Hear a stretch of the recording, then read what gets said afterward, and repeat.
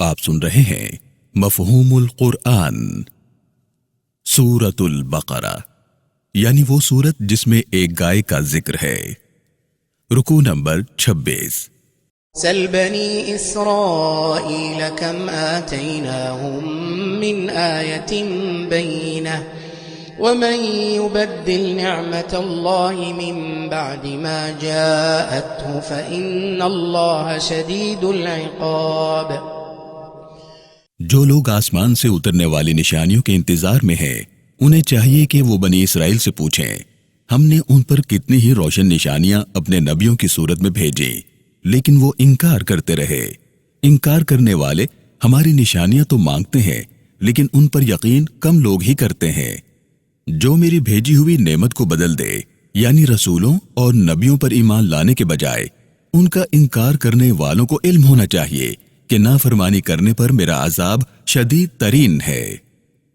وضاحت: اللہ رب العالمین نے بنی اسرائیل کے مطالبات پر کئی معجزے دکھلائے۔ ان میں اللہ کے نبی موسیٰ علیہ السلام کا عصا، پتھر سے پانی کے چشمے پھوٹنا، سمندر میں خشک راستہ بننا، صحرا میں بادلوں کا سایہ ہونا، مقتول کا زندہ ہو کر اپنے قاتل کا پتہ بتانا، آسمانوں سے کھانے میں من و سلوہ اترنا، اللہ کے نبی عیسیٰ علیہ السلام کا مٹی سے پرندہ بنانا اور پھونک مار کر اسے اڑا دینا، پیدائشی نابینا کو بینائی عطا کرنا اور مردہ کو زندہ کرنا شامل ہے۔ یہ اور کئی دوسرے معجزات دیکھ لینے کے بعد بھی اللہ کا انکار کرنا بنی اسرائیل کی تاریخ ہے۔ اللہ نے ایسے معجزات کا انکار کرنے پر عذاب دینے کا اعلان کیا ہے۔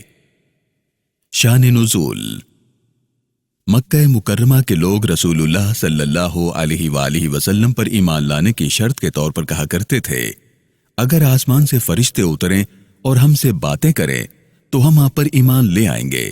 کبھی کہتے تھے کہ آسمان سے ہمارے لیے کتاب نازل ہو جو ہم پڑھ سکیں، ہم آپ پر ایمان لے آئیں گے۔ یہ آیت مبارکہ ایسے لوگوں کے جواب میں نازل ہوئی۔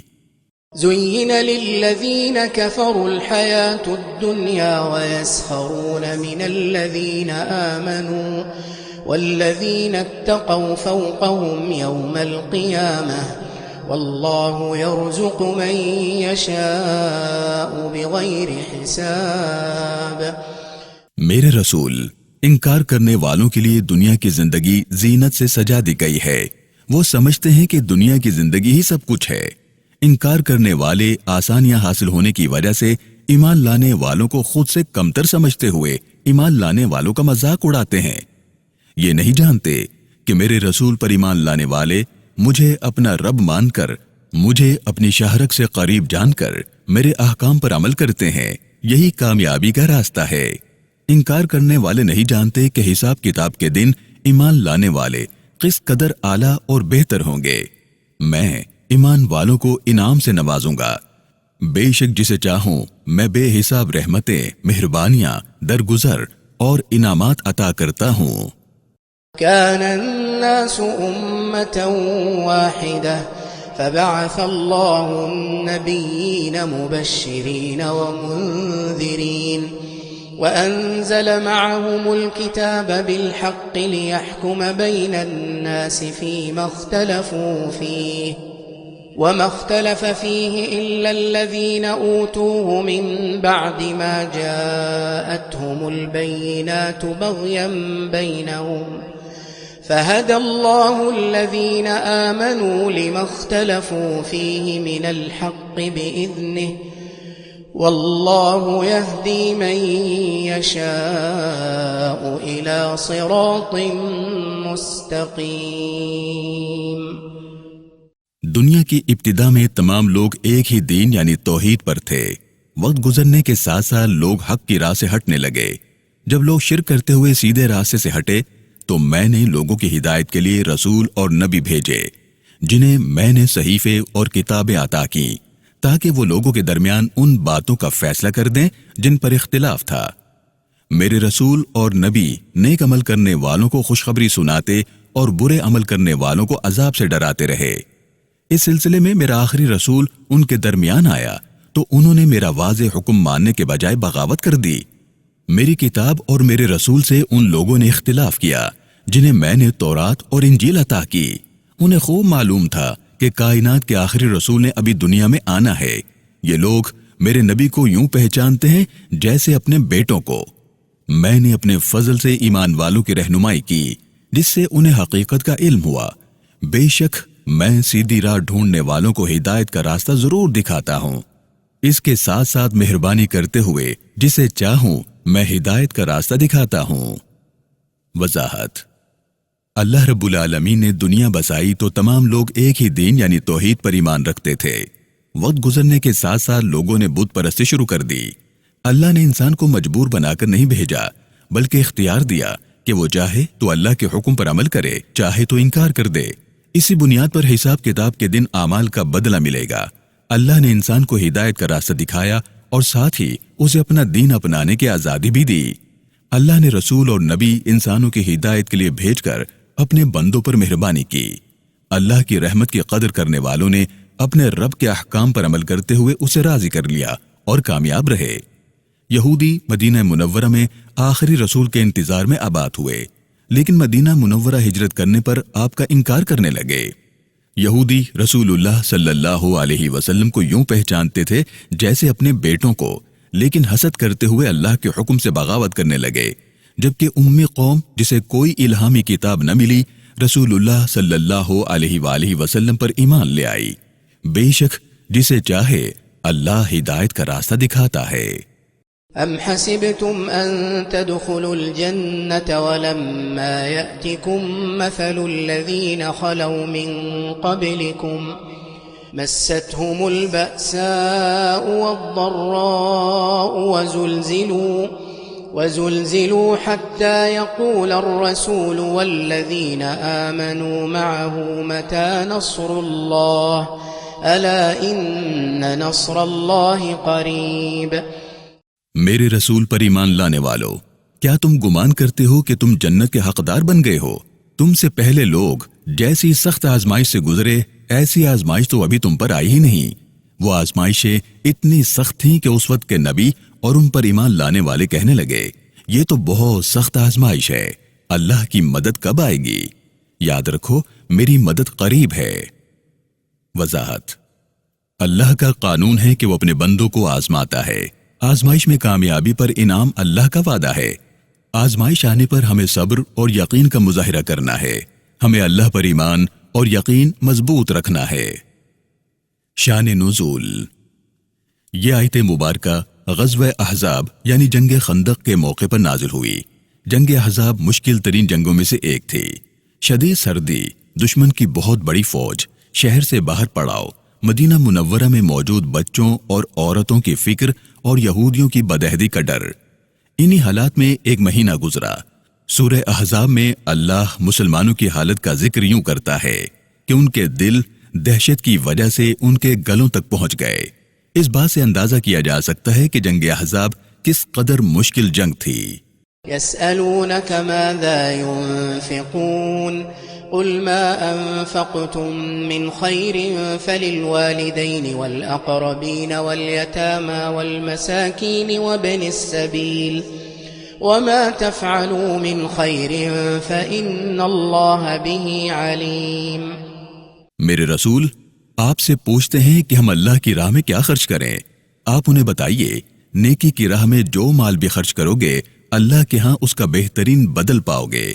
اللہ کی راہ میں خرچ کرنے کا بہترین طریقہ ہے کہ ماں باپ، رشتہ داروں، یتیموں، محتاجوں اور مسافروں پر خرچ کرو۔ میں تمہارے نیک اعمال خوب جانتا ہوں۔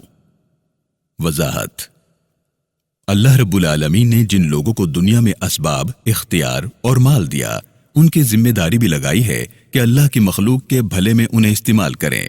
ہم پر ذمہ داری ہے کہ اپنے والدین، رشتہ داروں، محتاجوں، کمزوروں اور مسافروں کی مدد کریں۔ ایسا کرتے ہوئے ہم اللہ کو راضی کرتے ہیں۔ اللہ کو راضی کرنا ہی اصل کامیابی ہے۔ شان نزول: یہ آیت مبارکہ حضرت عمرو بن جموح انصاری رضی اللہ تعالیٰ عنہ کے بارے میں نازل ہوئی۔ عمرو ایک امیر اور عمر رسیدہ صحابی تھے۔ انہوں نے رسول اللہ صلی اللہ علیہ وسلم سے پوچھا، اللہ کے رسول، میں اللہ کی راہ میں کیا خرچ کروں؟ جس کے جواب میں یہ آیت مبارکہ نازل ہوئی۔ اس آیت مبارکہ کے بارے میں دوسری روایت یہ ہے کہ ایک صحابی نے رسول اللہ صلی اللہ علیہ وسلم سے پوچھا، اللہ کے رسول، میرے پاس 1 دینار ہے، میں اسے کس پر خرچ کروں؟ رسول اللہ صلی اللہ علیہ وسلم نے فرمایا اپنی ذات پر۔ صحابی نے پھر پوچھا اگر 2 دینار ہوں تو؟ رسول اللہ صلی اللہ علیہ وسلم نے فرمایا اپنے گھر والوں پر۔ صحابی نے پھر پوچھا اگر 3 دینار ہوں تو؟ رسول اللہ صلی اللہ علیہ وسلم نے فرمایا اپنے خادم پر۔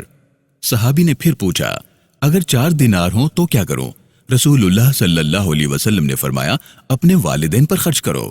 صحابی نے پھر سے پوچھا اگر 5 دینار ہوں تو کیا کروں؟ رسول اللہ صلی اللہ علیہ وسلم نے جواب ارشاد فرمایا اپنے رشتہ داروں پر خرچ کرو۔ صحابی نے پھر سے سوال کیا اللہ کے رسول اگر میرے پاس 6 دینار ہوں تو کیا کروں؟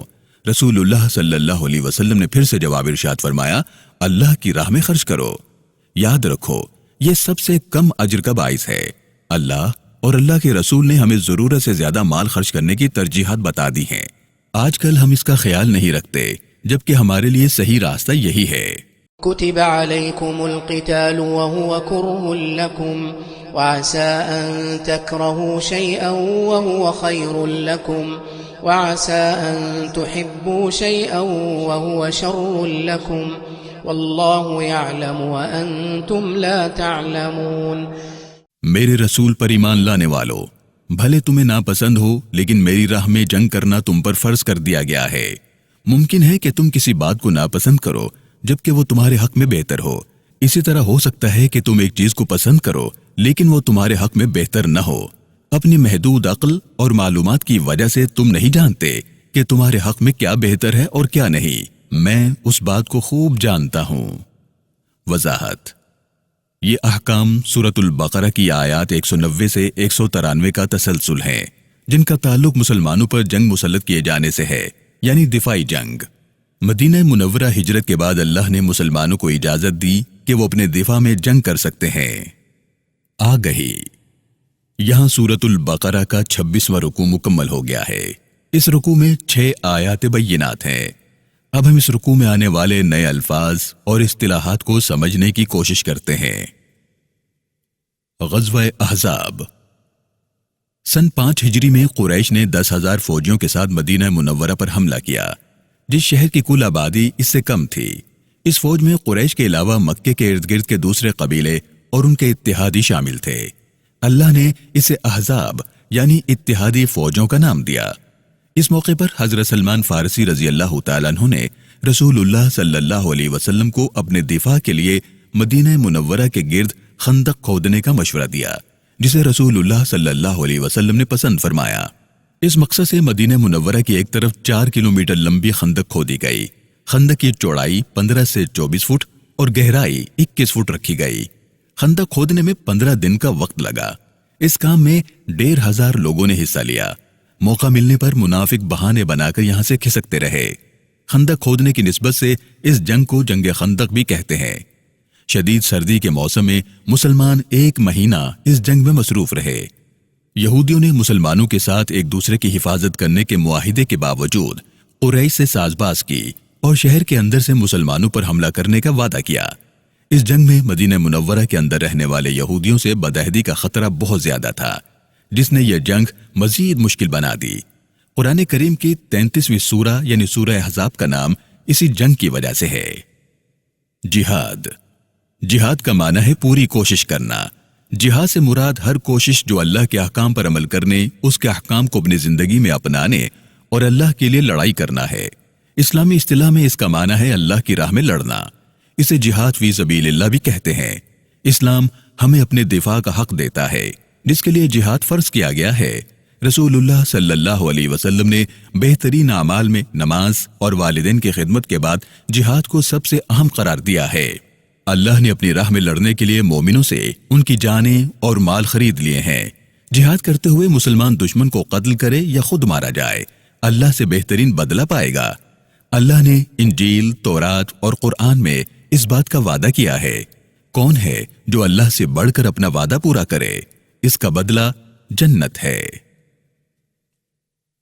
عمر بن جموح رضی اللہ تعالیٰ عنہ۔ حضرت عمر بن جموح رضی اللہ تعالیٰ عنہ ایک انصاری صحابی ہیں۔ عمر انصاری قبیلے بنی سلمہ کے سردار تھے۔ رسول اللہ صلی اللہ علیہ وسلم نے ہجرت مدینہ منورہ سے پہلے مصعب بن عمیر رضی اللہ عنہ کو مدینہ منورہ میں لوگوں کو اسلام سکھانے کے لیے بھیجا تو عمر کی بیوی اور 4 بیٹے رسول اللہ صلی اللہ علیہ وسلم پر ایمان لے آئے۔ عمر بہت عرصہ بعد ایمان لائے۔ آپ نے جنگ احد میں شرکت کی۔ شہادت پر رسول اللہ صلی اللہ علیہ وسلم نے فرمایا، عمر بن جموح اور عبداللہ بن عمر بن حرام کو ایک ہی قبر میں دفن کر دو، یہ دونوں اچھے دوست تھے۔ عبداللہ بن عمر بن حرام رضی اللہ تعالیٰ عنہ، آپ کا تعلق انصاری قبیلے بنی سلمہ سے ہے۔ آپ رسول اللہ صلی اللہ علیہ وسلم کی مدینہ منورہ ہجرت سے پہلے مکہ مکرمہ جا کر رسول اللہ صلی اللہ علیہ وسلم پر ایمان لائے۔ احد کی جنگ سے پہلی رات اپنے بیٹے جابر کو بلایا اور کہا، بیٹا، مجھے رسول اللہ کے بعد سب سے عزیز تم ہو۔ مجھے یقین ہے کہ کل کی جنگ میں سب سے پہلے میں شہید ہو جاؤں گا۔ تم میرا قرض ادا کر دینا اور اپنی بہنوں کا خیال رکھنا۔ میدان احد میں سب سے پہلے شہید ہونے والے عبداللہ بن عمر بن حرام ہی تھے۔ دشمنوں نے عبداللہ کے چہرے کی بے حرمتی کی۔ رسول اللہ صلی اللہ علیہ وسلم نے فرمایا، عبداللہ کے چہرے پر فرشتوں نے سایہ کر رکھا ہے۔ عبداللہ بن حرام کی شہادت پر رسول اللہ صلی اللہ علیہ وسلم نے آپ کے بیٹے جابر سے کہا، اللہ اپنے بندوں سے پردے سے پیچھے رہ کر کلام کرتا ہے، لیکن عبداللہ سے بغیر کسی پردے کے کلام کیا ہے۔ مصعب بن عمیر رضی اللہ تعالیٰ عنہ، رسول اللہ صلی اللہ علیہ وآلہ وسلم کے ساتھیوں میں ایک نام مصعب بن عمیر رضی اللہ تعالیٰ عنہ کا ہے۔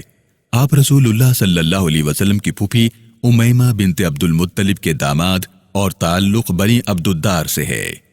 مصعب کی شکل و صورت رسول اللہ صلی اللہ علیہ وسلم سے ملتی جلتی تھی۔ رسول اللہ نے آپ کو ہجرت سے پہلے مدینہ منورہ میں لوگوں کو دین اور قرآن سکھانے کے لیے بھیجا۔ آپ بہت ناز و نعم میں پلے، لیکن رسول اللہ صلی اللہ علیہ وسلم پر ایمان لانے کی سزا میں بہت مشکل حالات دیکھے۔ بدر اور احد کی جنگ میں مسلمان فوج کا عالم مصعب کے پاس رہا۔ احد میں شہید ہوئے تو آپ کے جسم کی بے حرمتی کرتے ہوئے ہندہ بنت عتبہ نے آپ کی ناک اور کان کاٹ لیے۔ دفن کرتے ہوئے آپ کے لیے صرف ایک ہی چادر تھی، جس سے سر ڈھانپا جاتا تو پاؤں ننگے ہو جاتے، پاؤں ڈھانپتے تو سر کھلا رہ جاتا۔ ہندہ بنت عتبہ، رسول اللہ صلی اللہ علیہ وسلم سے دشمنی رکھنے والوں میں ہندہ بنت عتبہ کا نام بہت نمایاں ہے۔ ہندہ بہت ذہین شاعرہ تھی، اپنا کلام ترنم سے سنایا کرتی تھی۔